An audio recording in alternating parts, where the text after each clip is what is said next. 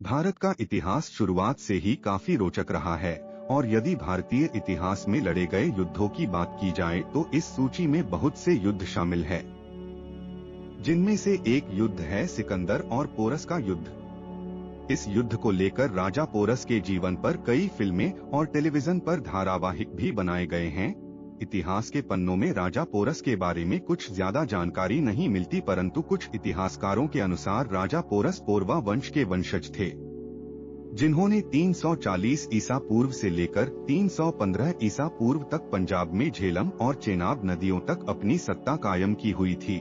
हालांकि अब ये पाकिस्तान के हिस्से में आ गया है। आपकी जानकारी के लिए बता दें कि ऋग्वेद में पुरा नाम का जिक्र है, जिसे राजा पोरस से जोड़ा जाता है। ग्रीस के इतिहासकारों ने भी अपनी कुछ पुस्तकों में राजा पोरस का जिक्र किया है। यह भी माना जाता है कि प्राचीन संस्कृत ग्रंथ मुद्राराक्षस में वर्णित राजा पर्वतक कोई और नहीं बल्कि राजा पोरस ही थे। दरअसल ज्यादातर इतिहास तथ्यों के आधार पर ही रचित है और उन तथ्यों में कितनी सच्चाई है, इसका साक्षी तो खुद समय ही रहा है। और इसी समय की धारा में बह रहा राजा पोरस के शासन के दौरान यूनान का एक महान शासक अलेक्जेंडर, जिसे सिकंदर के नाम से जाना जाता है, यूरोप से लेकर एशिया तक अपने साम्राज्य का विस्तार करता जा रहा था। सिकंदर का पूरा नाम अलेक्जेंडर तृतीय और एलेक्जेंडर मैसिडोनियन था। सिकंदर के पिता का नाम फिलिप द्वितीय था, जो कि मैसिडोनिया और ओलंपिया का राजा था। सिकंदर अरस्तु का शिष्य था।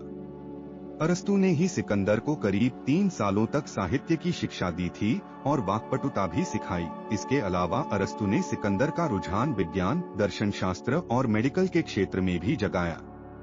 ये सभी विद्याएं ही कालांतर में सिकंदर के जीवन का महत्वपूर्ण हिस्सा बन गई।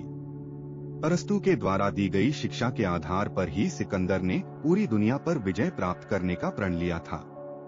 अरस्तु ने यह भविष्यवाणी भी की थी कि सिकंदर का जन्म विश्व विजेता बनने के लिए ही हुआ है, जिसे मानते हुए पिता फिलिप की मृत्यु के बाद राजगद्दी पाने के लिए सिकंदर ने सेना को इकट्ठा कर अपने सौतेले और चचेरे भाइयों की हत्या कर दी और डंके की चोट पर मैसिडोनिया और ओलंपिया का राजा बन बैठा।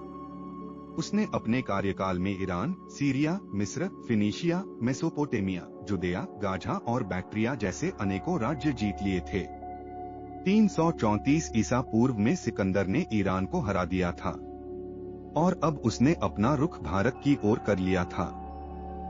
फारसियों यानी ईरानियों ने सिकंदर को काफी समझाया कि उनके एक महान सम्राट दार्यवंश प्रथम, जिसे दाराया डेरियस भी कहा जाता था, उसने भी भारत पर आक्रमण किया था। फलस्वरूप उसे वहीं भारत भूमि में ही दफना दिया गया। सिकंदर ने अपने विश्व विजयी सपने के सामने किसी की नहीं सुनी और उसने भारत पर आक्रमण कर दिया। कहा जाता है कि भारत भूमि पर सबसे पहले सिकंदर का सामना तक्षशिला नरेश आम्भी से हुआ था।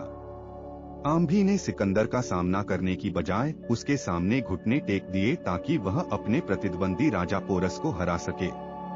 आम्भी के आत्मसमर्पण से प्रसन्न होकर सिकंदर ने उसका राज्य ज्यों का त्यों छोड़ दिया और उसके साथ संधि करके उसे अपना सामंत बना लिया और उसके राज्य में उसी को प्रतिष्ठित कर दिया।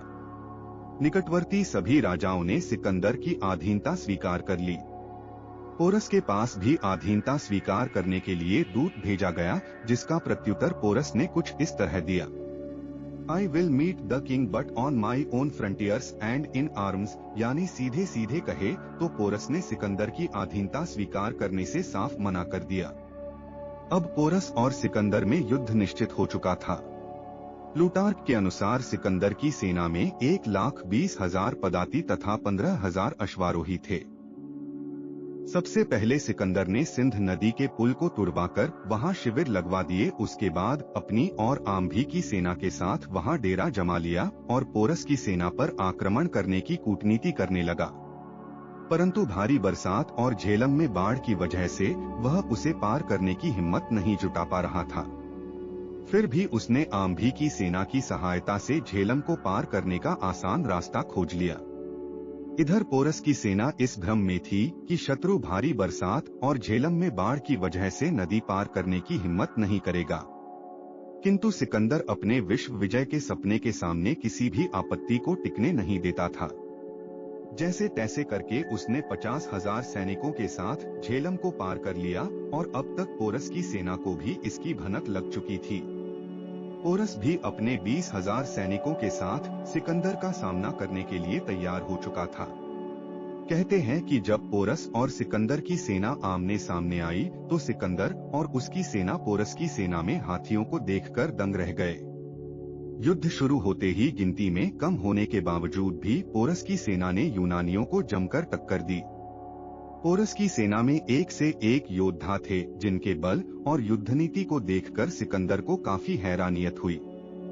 बहुत सी यूनान सेना को तो हाथियों ने अपने पैरों के नीचे रौंद डाला था, जिससे यूनानी सेना काफी घबरा गई और युद्ध के पहले ही दिन यूनानियों को काफी जानमाल का नुकसान झेलना पड़ा। लेकिन सिकंदर ने अब भी अपना हौसला बनाए रखा था और जब वह खुद युद्ध करने के लिए आगे बढ़ा तो पोरस की गज सेना के चक्रव्यूह में फंस गया और तभी मौके का फायदा उठाते हुए राजा पोरस के भाई अमर ने सिकंदर के घोड़े ब्यूसफलस को मार डाला और सिकंदर को जमीन पर गिरा दिया। अब ये पल ऐसा था कि पोरस सिकंदर का सिर कलम कर सकते थे, किंतु भारतीय राजाओं की परंपरा के अनुसार राजा पोरस ने निहत्थे सिकंदर पर हमला नहीं किया और इसी बीच सिकंदर के सैनिक उसे उठाकर भाग गए। कहते हैं कि सिकंदर की सेना ने सिकंदर का ऐसा हाल कभी नहीं देखा था। इस हादसे से सिकंदर की सेना का मनोबल टूट गया और उन्होंने लड़ने से साफ मना कर दिया। अब सिकंदर भी काफी मायूस हो गया था, इसलिए उसने अपनी सेना को वापस जाने का हुक्म दे दिया। परंतु जब सिकंदर की सेना वापस लौट रही थी तब रास्ते में सिंधु नदी के एक द्वीप पर पोरस की सेना ने उन्हें घेर लिया और अनगिनत सैनिकों को मौत के घाट उतार दिया। उधर दूसरी तरफ पोरस ने सिकंदर को भी घेर लिया। वहां दोनों के बीच भयंकर युद्ध हुआ जिसमें सिकंदर की काफी दुर्गति हो गई और अपनी सेना को खत्म होते देख सिकंदर ने पोरस के सामने घुटने टेक दिए। पोरस ने भी युद्ध नीति के नियमों का पालन करते हुए सिकंदर को जीवन दान दे दिया और उसे बंदी बना लिया। बाद में सिकंदर ने पोरस के साथ संधि कर ली और यह वचन दिया कि वह दूसरे राज्यों को जीतने में उसका साथ देगा। अब बात आती है दूसरे तर्क पर। कुछ इतिहासकारों के अनुसार पोरस ने सिकंदर के सामने अपनी हार मान ली थी, परंतु पोरस की वीरता से प्रसन्न होकर सिकंदर ने पोरस से दोस्ती कर ली और उसका राज्य तथा आम्भी का राज्य भी पोरस को देकर वह वापस लौट गया था। यहाँ प्रश्न उठता है कि यदि सिकंदर ने पोरस को हरा दिया था तो क्यों उसने अपने विश्व विजय अभियान को रोक दिया और क्यों उसने आगे बढ़कर मौर्य शासन पर आक्रमण नहीं किया? यह तर्क देखा जाए तो सिकंदर पोरस से युद्ध जीता नहीं बल्कि हार गया था और फिर कुछ युद्धों में पोरस का साथ देकर वह यूनान वापस लौट गया था। बताया जाता है कि सिकंदर अपने घर वापस नहीं लौट पाया था बल्कि रास्ते में ही ईरान के बेबीलोन में बीमार होने की वजह से उसकी मृत्यु हो गई थी। सिकंदर और पोरस के युद्ध के दोनों तर्कों में से आप किस तर्क का समर्थन करते हैं? कमेंट बॉक्स में अपने कमेंट लिखकर अवश्य बताएं। आशा करता हूं आपको इस वीडियो के जरिए कुछ न कुछ नया सीखने को जरूर मिला होगा। वीडियो को लाइक जरूर करें और चैनल को सब्सक्राइब करें ताकि भविष्य में आने वाली वीडियोस की अपडेट्स आपको सबसे पहले मिलती रहे।